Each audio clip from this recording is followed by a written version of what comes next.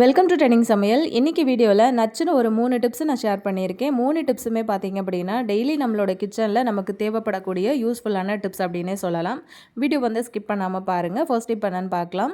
நம்ம வந்து இப்போ கை வந்து யூஸ் பண்ணாமல் சப்பாத்திக்கு மாவு எப்படி ஈஸியாக இப்போ செய்கிறது அப்படிங்கிறத பார்க்கலாம். 1 கப்பு வந்து மாவு வந்து நம்ம எடுத்தோம் அப்படின்னா அதில் 1/2 கப் அளவுக்கு தண்ணி சேர்த்துக்கோங்க. ஒரு பவுல் வந்து எடுத்திருக்கேன். அதில் ஒரு 1/2 கப்பு தண்ணி, அதுக்கப்புறம் கொஞ்சமாக உப்பு, ஒரு 2 ட்ராப் வந்து ஆயில் வந்து சேர்த்துக்கோங்க. இந்த மாதிரி இருக்கிற ஒரு ஸ்பூன் இல்லைன்னா ஒரு கரண்டி வந்து எடுத்துக்கோங்க. இப்போ 1 டம்ளர் மாவு நம்ம எடுத்தோம் இல்லையா, அந்த 1 டம்ளர் மாவை அந்த தண்ணியில் கொஞ்சம் கொஞ்சமாக கொட்டிக்கிட்டே இருங்க. கொட்டும்போது அந்த ஸ்பூன் வச்சு நல்லா அந்த மாதிரி கிளறி கொடுத்துட்டே இருங்க. அதுக்கப்புறம் ஃபுல்லாக நான் கொட்டிட்டேன். அதுக்கப்புறம் அந்த ஸ்பூன் வச்சு சுற்றி சுற்றி இந்த மாதிரி வந்து மாவை கிளறி விட்டிங்க அப்படின்னா ரொம்ப ஈஸியாக எல்லா மாவுமே ஒன்று சேர்ந்து சூப்பராக உங்களுக்கு திரண்டு வந்துடும். லாஸ்ட்டாக மட்டும் நீங்கள் வந்து கை யூஸ் பண்ணி அழகாக வந்து பிசைஞ்சு எடுத்துக்கலாம். நம்ம உருண்டை போடணும் இல்லையா, ஸோ அதுக்காக இந்த மாதிரி வந்து பிசைஞ்சு எடுத்துக்கோங்க. பாருங்கள், ரொம்ப அழகாக நம்ம வந்து பிசைஞ்சு எடுத்துட்டோம். கையிலையும் ஒட்டலை, அதே மாதிரி பவுல்லையும் ஒட்டலை. மாவும் வந்து பார்த்திங்கன்னா நல்லா சாஃப்டாகவே வந்து பிசைஞ்சிருக்கேன். தேவையான அளவுக்கு நம்ம வந்து உருண்டை போட்டுக்கலாம். இந்த டிப்பு வந்து ரொம்ப யூஸ்ஃபுல்லாக இருக்கும்னு நினைக்கிறேன். இப்போ செகண்ட் டிப் என்ன அப்படின்னு சொல்லிட்டு பார்க்கலாம். நம்ம வந்து சப்பாத்தி கட்டை எதுவுமே யூஸ் பண்ணாமல் இந்த மாதிரி ஒரே ஒரு இட்லி பாத்திரம் மட்டும் யூஸ் பண்ணி இன்றைக்கி நம்ம சப்பாத்தி வந்து தேய்க்க போகிறோம். ரொம்ப கஷ்டம் இல்லாமல் ஒரே நேரத்தில் 5 சப்பாத்தி 6 சப்பாத்தி இல்லைங்க 10 சப்பாத்தி கூட ஒரே டைமில் நம்ம வந்து தேய்ச்சி எடுத்துக்கலாம். வேலையும் நமக்கு டைமும் ரொம்பவே சேவ் பண்ண முடியும். இந்த மாதிரி பிளாஸ்டிக் கவர் வந்து தேவையான அளவுக்கு நான் வந்து கட் பண்ணி எடுத்திருக்கேன். இப்போ நம்ம மாவு ஆயிலெலாம் வந்து வாங்குவோம் இல்லையா, அந்த மாதிரி கவர் இருந்தது அப்படின்னா யூஸ் பண்ணிக்கோங்க. இப்போ அந்த கவர் வந்து இந்த மாதிரி கீழே வச்சுட்டு அதுக்கு மேலே வந்து லைட்டாக எண்ணெய் தடவிக்கோங்க. அதுக்கு மேலே வந்து லைட்டாக மாவு வந்து ஸ்ப்ரெட் பண்ணிக்கோங்க. அதுக்கு மேலே ஒரு உருண்டை மாவு வந்து வச்சுக்கோங்க. அதுக்கு மேலே ஒரு கவர் போட்டு லைட்டாக ஆயில் தடவிட்டு லைட்டாக மாவு வந்து ஸ்ப்ரெட் பண்ணிவிட்டு ஒரு உருண்டை வச்சு அதுக்கு மேலே வந்து ஒரு கவர் போட்டுக்கோங்க. இந்த மாதிரி வந்து 1 பை 1 வந்து அடுக்கி வச்சுக்கோங்க. அதுக்கப்புறம் நம்ம இந்த மாதிரி இட்லி பாத்திரம் எடுத்து வச்சுருந்தோம் இல்லையா, லைட்டாக மேலே வச்சு இப்படி வந்து ப்ரெஸ் கொடுத்துட்டே இருங்க. ப்ரெஸ் கொடுத்துட்டு அதுக்கப்புறம் லைட்டாக அந்த மாதிரி வந்து தேய்ச்சி விடுங்க.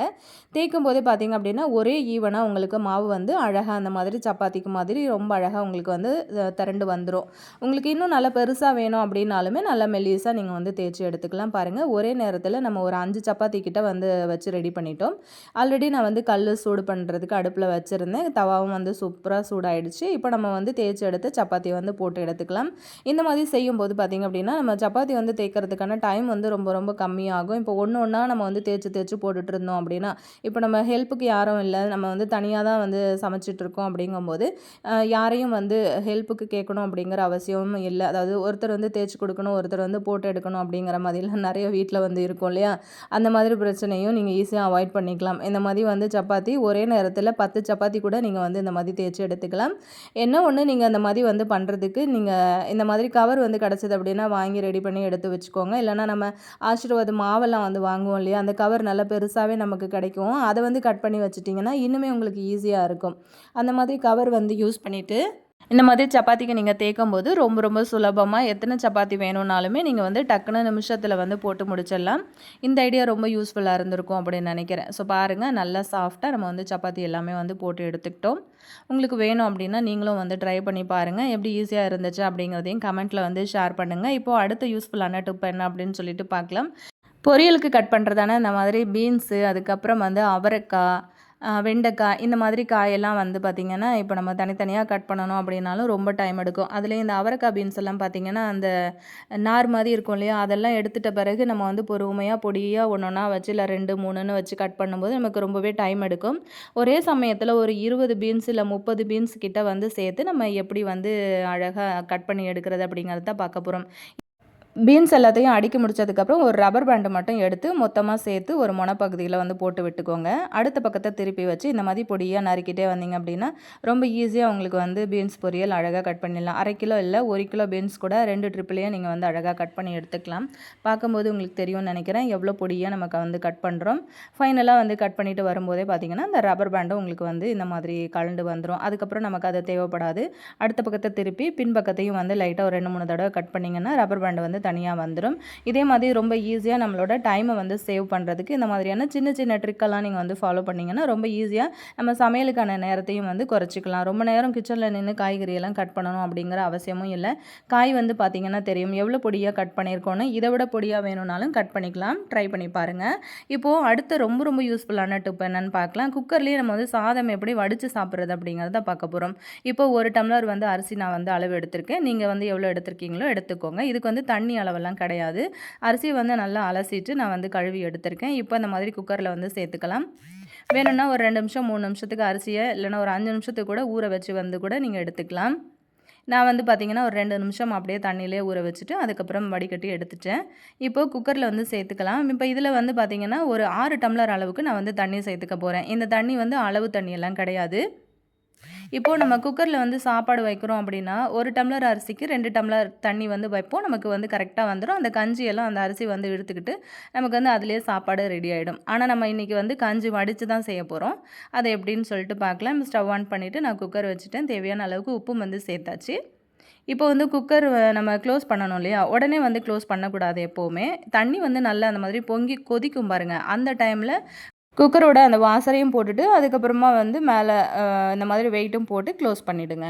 க்ளோஸ் பண்ணிவிட்டு கரெக்டாக 2 விசில் நான் வந்து விட்டு எடுத்தேன். 2 விசில் விட்டு எடுத்தோடனே எனக்கு வந்து சாப்பாடு சூப்பராக வெந்து வந்துருச்சு. ஓப்பன் பண்ணி காட்டுறேன். தண்ணியுமே வந்து பார்த்திங்கன்னா இவ்வளோ தண்ணி இருக்குது. இப்போ நம்ம அந்த தண்ணியை வந்து வடிக்க போகிறோம், அவ்வளோதான்.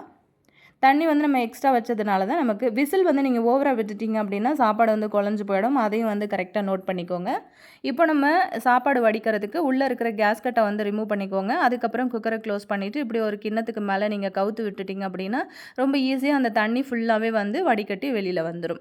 அதுக்கப்புறம் நம்ம எப்போவுமே சாப்பாடு வடித்த உடனே கொஞ்சம் நேரம் சாப்பாடு அடுப்பில் வந்து வச்சுருப்போம் இல்லையா? இப்போ புழுங்க போடுவோம் அப்படின்னு சொல்லுவோம் இல்லையா? அதே மாதிரி சாதத்தை ஒரு 2 நிமிஷம் இல்லை 3 நிமிஷத்துக்கு அப்படியே வந்து சிம்மில் விட்டுட்டிங்க அப்படின்னா அந்த அடியில் வந்து எதனா ஈரத்தன்மை இருந்தது அப்படின்னாலும் அது எல்லாமே உங்களுக்கு ட்ரை ஆகிட்டு சாப்பாடு நல்லா உதிரி உதிரியாக கிடைக்கும்.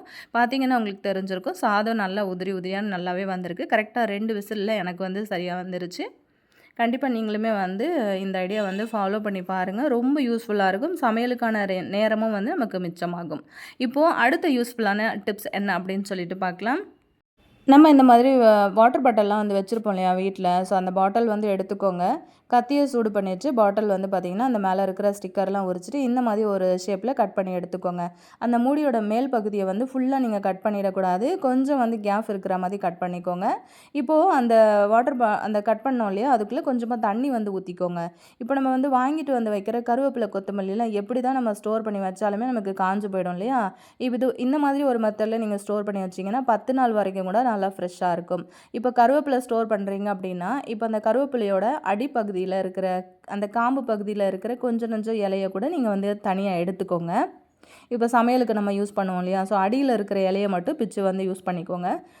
இப்போ 3 பாட்டில் நான் இதே ஷேப்பில் வந்து கட் பண்ணி எடுத்திருக்கேன். அதே மாதிரி தண்ணியும் வந்து பார்த்திங்கன்னா கொஞ்சமாக அளவில் அதை பார்த்திங்கன்னா உங்களுக்கு தெரியும். அளவு கம்மியாக தான் நான் வச்சுருக்கேன். ரொம்ப அதிகமாக தண்ணி வச்சிட்டிங்கன்னா உங்களுக்கு சீக்கிரம் கருவேப்பிலை வந்து வாடி அழுகி போயிடும். அந்த மாதிரி செய்யாதீங்க. அடியில் கொஞ்சமாக தண்ணி இருக்க மாதிரி பார்த்துக்கோங்க. இன்றைக்கி நான் 3 பாட்டில் அந்த மாதிரி ரெடி பண்ணி எடுத்திருக்கேன். அடியில் ஒரு 1/4 கிளாஸ் அளவுக்கு தண்ணி வந்து சேர்த்துருக்கேன். இதில் வந்து கருவேப்பிலை, கொத்தமல்லி, புதினா 3ம் நான் வந்து ஸ்டோர் பண்ணியிருக்கேன்.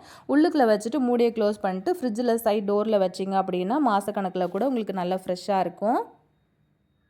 இன்றைக்கி ஷேர் பண்ண வீடியோ உங்களுக்கு ரொம்பவே யூஸ்ஃபுல்லாக இருந்திருக்கும்னு நினைக்கிறேன். 3 டிப் இல்லை 4 டிப் நம்ம வந்து ஷேர் பண்ணியிருக்கோம். கண்டிப்பாக இது நம்மளோட டெய்லி லைஃப்பில் நம்மளோட கிச்சனில் தேவைப்படக்கூடிய ரொம்ப ரொம்ப யூஸ்ஃபுல்லான டிப்ஸ் அப்படின்னே சொல்லலாம். ஸோ கண்டிப்பாக நீங்களும் வந்து ட்ரை பண்ணி பாருங்கள். இன்றைக்கி வீடியோ வந்து உங்களுக்கு பிடிச்சிருந்தது அப்படின்னா மறக்காமல் உங்கள் ஃப்ரெண்ட்ஸ் அண்ட் ஃபேமிலி மெம்பர்ஸோடையும் இந்த வீடியோ வந்து ஷேர் பண்ணிக்கோங்க. நெக்ஸ்ட் ஒரு நல்ல வீடியோவில் நான் உங்களை திரும்ப மீட் பண்ணுறேன் ஃப்ரெண்ட்ஸ். தேங்க்யூ.